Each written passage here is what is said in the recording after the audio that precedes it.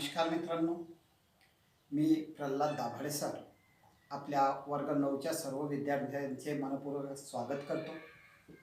मित्रांनो, बऱ्याच विद्यार्थ्यांच्या मनामध्ये प्रश्न निर्माण होतो की सध्या लॉकडाऊन सुरू आहे, शाळा उघडलेल्या नाही आहेत, अभ्यासक्रम कसा होईल, अभ्यासक्रम पूर्ण होईल का, शाळा केव्हा सुरू होतील.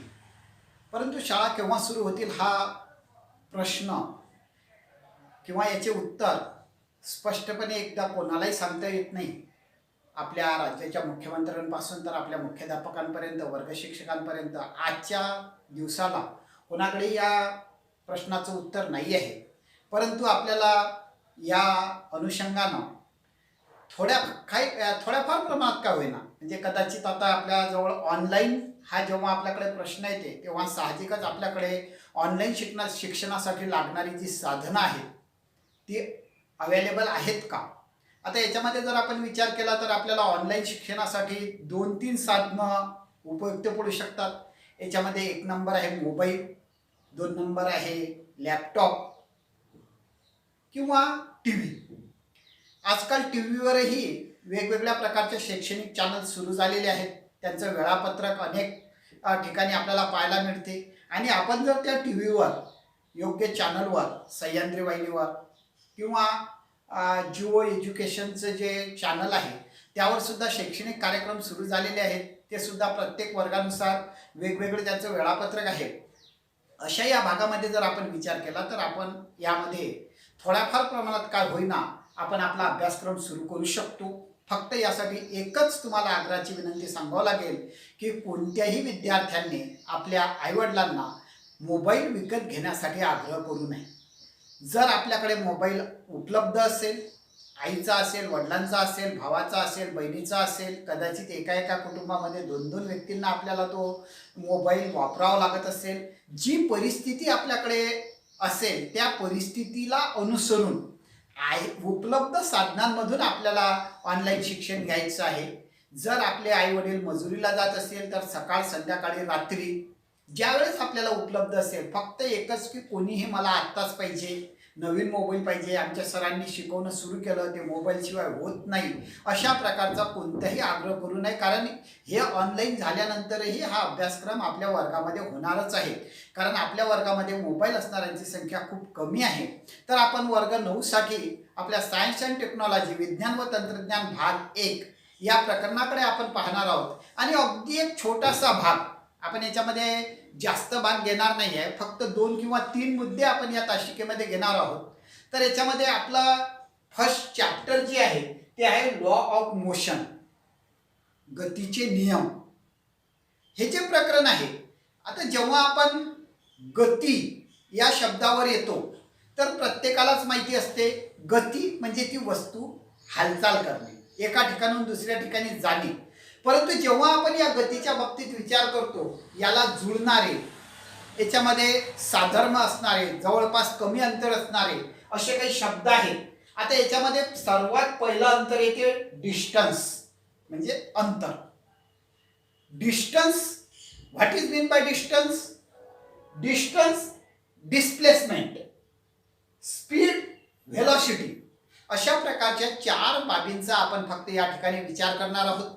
याच्यामध्ये सुरुवातीला आपल्या समोर जो शब्द आहे त्याला म्हणतो आपण डिस्टन्स. डिस्टन्स म्हणजे अंतर.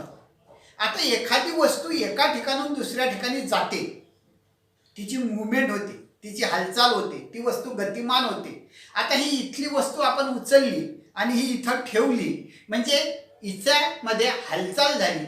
आता ही वस्तू उचलत असताना तिचं जे मूळ ठिकाण होतं, मूळ ठिकाण आणि अंतिम ठिकाण या 2 शब्दांमध्ये फक्त त्याच्यामधले हे 2 शब्द गेलेले आहेत. डिस्टन्स या शब्दाचा अर्थ आहे की distance is the length of actual path follow by the body between the point under consideration. आपल्याला एक कुठेतरी पॉइंट कन्सिडर करावा लागेल की आता इथं आपण समजा हा पॉइंट कन्सिडर केला की हा आपला स्टार्टिंग पॉइंट आहे, हा स्टार्ट पॉइंट आहे. या स्टार्ट पॉइंट वरून वस्तू निघाली आणि ती ज्या ठिकाणी गेली, यांना आता जे प्रत्यक्ष मार्ग क्रम केलेलं, प्रत्यक्ष जे अंतर आहे त्याला म्हणतो आपण डिस्टन्स. मग आता हे जर अंतर 10 मीटर असेल आणि हे अंतर जर 5 मीटर असेल, तर आता ही वस्तू इथून 10 मीटर या पॉइंटला, या पॉइंटवरून 10 मीटर या पॉइंटला आली, म्हणजे ऍक्च्युअल त्या वस्तूने 15 मीटर जे अंतर आहे ते मार्गक्रम केलं. Actual path is 15 meter. Distance is the length of actual path follow by the body between the point under consideration. म्हणजे आपण हा इथं पॉइंट कन्सिडर केलेला आहे, हा स्टार्टिंग पॉइंट आहे आणि हा याचा फायनल पॉइंट आहे, एंड पॉइंट आहे. आणि हा स्टार्टिंग पॉइंट पासून तर फायनल पॉइंट पर्यंत या वस्तूनं, गतिमान वस्तूनं, हालचाल होणाऱ्या वस्तूनं प्रत्यक्ष मार्गक्रम केलेलं अंतर किंवा अंतर म्हणजेच त्याच्यातील डिस्टन्स होईल. आता इथं डिस्टन्स हा जो शब्द आहे याला युनिट आहे. आपल्याला प्रत्येकाचे युनिट पाहायचे आहे. डिस्टन्सचं युनिट पाहायचं आहे, डिस्प्लेसमेंटचं युनिट पाहायचं आहे, स्पीडचं युनिट पाहायचं आहे आणि व्हेलॉसिटीचं पण युनिट पाहायचं आहे. तर याच्यामध्ये युनिट आपल्या याच्यामध्ये विज्ञानामध्ये 2 प्रकारे दाखवले जातात. एक आहे स्टँडर्ड युनिट, ते SI युनिट म्हणतो आपण त्याला, आणि डिस्टन्सचं स्टँडर्ड युनिट SI युनिट आहे मीटर, आणि CGS युनिट जे आहे, लहान युनिट जे आहे ते आहे centimetre. Distance is the length of actual path follow by the body between the point under consideration. म्हणजेच वस्तूने आरंभ बिंदूपासून अंतिम बिंदूपर्यंत प्रत्यक्ष मार्गक्रम केलेल्या अंतराला, म्हणजे केलेल्या मार्गाला अंतर असे म्हणतात. आणि याचं SI युनिट आहे मीटर आणि CGS युनिट आहे सेंटीमीटर. त्याच्यानंतरचा दुसरा जो त्याच्याशीच अगदी जुळणारा शब्द आहे डिस्प्लेसमेंट. डिस्टन्स म्हणजे अंतर आणि डिस्प्लेसमेंट म्हणजे विस्थापन. आता अंतर आणि विस्थापन याच्यामध्ये काय फरक आहे? कशाला अंतर म्हणायचं आणि कशाला विस्थापन म्हणायचं? आता इथं दोघांचाही स्टार्टिंग पॉइंट एकच आहे. बरेच वेळा काय होते की एखादी वस्तू वर्तुळाकार कक्षेत फिरते, ती तिच्या सुरुवातीपासून फिरत असताना आपला तिचा जो ओरिजिनल पॉइंट होता, स्टार्टिंग पॉइंट जो होता, त्या पॉइंटला परत येऊन थांबते. आता इथं ज्यावेळेस आपण विचार करतो की त्या वस्तूला आपल्याला अंतर मार्गक्रम केलेला आहे, पण जर ती वस्तू दिलेल्या पॉइंटवर परत आली असेल, आता ही जर इथली वस्तू परत या पॉइंटला आली, स्टार्ट पॉइंटला, आता इथं येणं 7 मीटर अंतर मार्गक्रम केलं, पण आता इथं झालं काय की इथून इथपर्यंत गेली, इथून इथपर्यंत आली, 10 मीटर झाले, 15 मीटर झाले, 15 आणि 7 22 मीटर झाले. परंतु या 22 मीटर मध्ये distance is 22 meter but displacement is 0. Distance is 22 meter but displacement is 0. कारण ती वस्तू तिच्या स्टार्टिंग पॉइंट पासून निघाल्यानंतर तिचा जो फायनल पॉइंट आहे, फायनल पॉइंट मध्ये ती 0 आली. आपण जर आपल्या वर्गातल्या विद्यार्थ्यांचं उदाहरण दिलं की आपल्या एखाद्या वर्गातल्या विद्यार्थ्याला मी त्याला ऑफिसमधून खडू आणायला, चॉक आणायला पाठवलं. तो खडू आणायला वर्गातून त्याच्या डेस्कवरून उतरला, स्टाफ रूम मध्ये गेला, ते अंतर 10 मीटर होतं, तिथून परत वर्गामध्ये आला आणि आपल्या जागेवर बसला. त्यानं मार्गक्रम केलेला ऍक्च्युअल डिस्टन्स जे आहे, अंतर जे आहे ते 20 मीटर आहे, परंतु तो पूर्वी होता त्याच जागेवर आता आहे, म्हणजे त्याचं डिस्प्लेसमेंट 0 आहे. What is mean by displacement? Displacement is the shortest distance from initial point two the final point of movement of the world. म्हणजे जी हालचाल करणारी वस्तू आहे त्या वस्तूच्या सुरुवातीच्या स्टार्टिंग पॉइंट पासून तर फायनल पॉइंट मधलं जे सर्वात कमी अंतर आहे. आता आपण हे जर उदाहरण पाहिलं तर हा याचा स्टार्ट पॉइंट आहे, हा जर आपण विचार केला की हा फायनल पॉइंट आहे. आता फायनल पॉइंट मध्ये जर आपण विचार केला तर स्टार्ट पॉइंट पासून ही वस्तू इथं 10 मीटर अंतरापर्यंत गेली. बऱ्याच वेळा वर्गातही आपण असं होतो की आपल्या शाळेचा रस्ता सरळ आपल्या घरापासून शाळेचा वर्ग आपला रस्ता सरळ असतो, परंतु आपण घरून निघाल्यानंतर थोड्याशा वेगळ्या रस्त्याने एखाद्या मित्राच्या घरी जातो आणि त्या मित्राच्या घरून आपल्या शाळेमध्ये येतो. आता इथं जर तुमचं घर असेल आणि इथं जर शाळा असेल, परंतु तुम्ही असे सरळ 7 मीटर अंतरानं शाळेवर नाही आले. तुम्ही काय केलं की तुम्ही इथून गेले, त्या मित्राच्या घरी गेले, या मित्राला घेतला आणि परत इथं आले.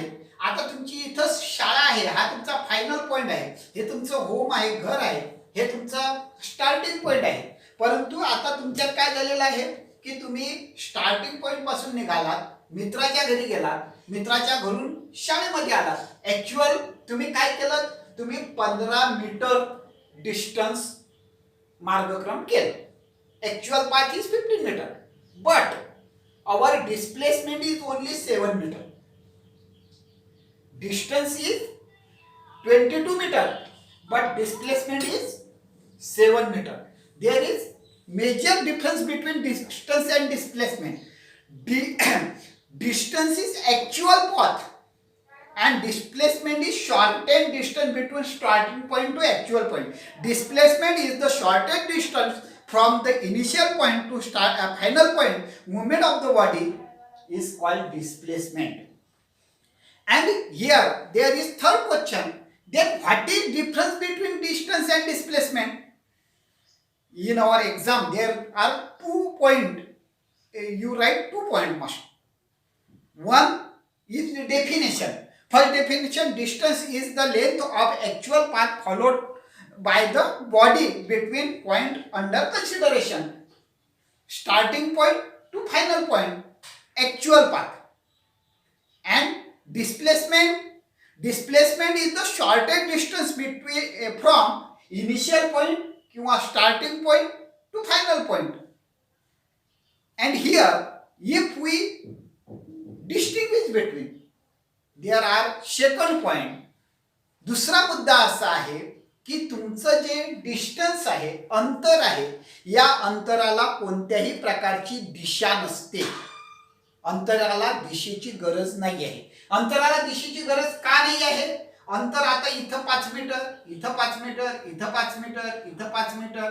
आता इथं हे 20 मीटर अंतर झालं, परंतु इथं काय झालं, पहिल्यांदा दक्षिणेला गेला, नंतर पश्चिमेला आला, नंतर परत दक्षिणेला गेला, परत पश्चिमेला आला. कोणतीच एक दिशा इथं निश्चित नाही आहे. परंतु डिस्प्लेसमेंट मध्ये काय होते, डिस्प्लेसमेंट ह्या डिस्टन्स